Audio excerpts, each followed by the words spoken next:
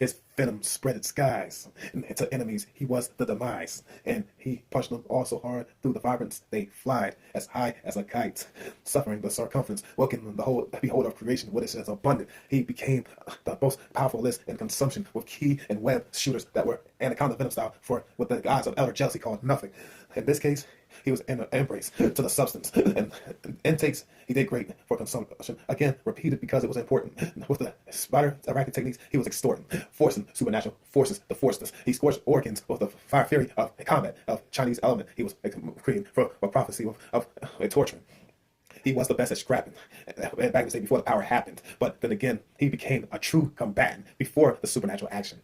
Now, let's go back to the past when he was bawling on everybody with impact, with a fraction of their skulls beaten after they threatened him one-on-one. Each time it caught fiery compaction. He won every fight because he was the number one fighter. And igniting his anger like putting you in gasoline in a lighter. So here's the thing.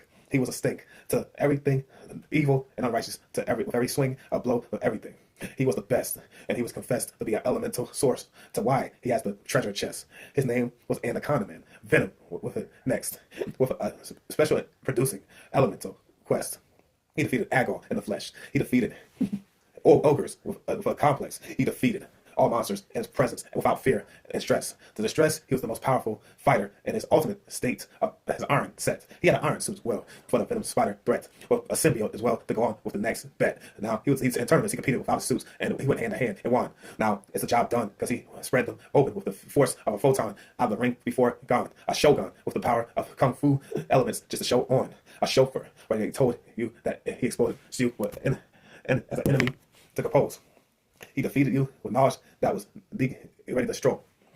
The intelligence was just flying you from apart if you tried to fight him. He was that good at quickness, at lightning, frightening everything, ready to cipher quick. He was really a scripture belonged the crisis script. He wasn't worthy enough to achieve power deviation through demonstration.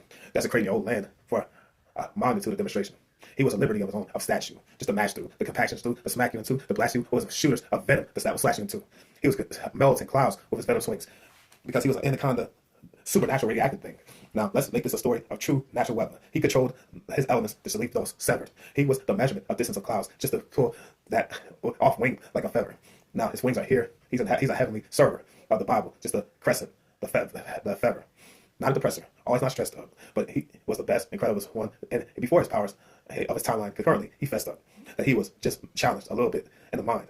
But then again, it was not a disease that he defined. And it confines either, but he refined either, just to know that was a new future element, or there was a surprise, neither. That it was in his body all along through the anaconda bite that shook his neck bone too. But let's go to the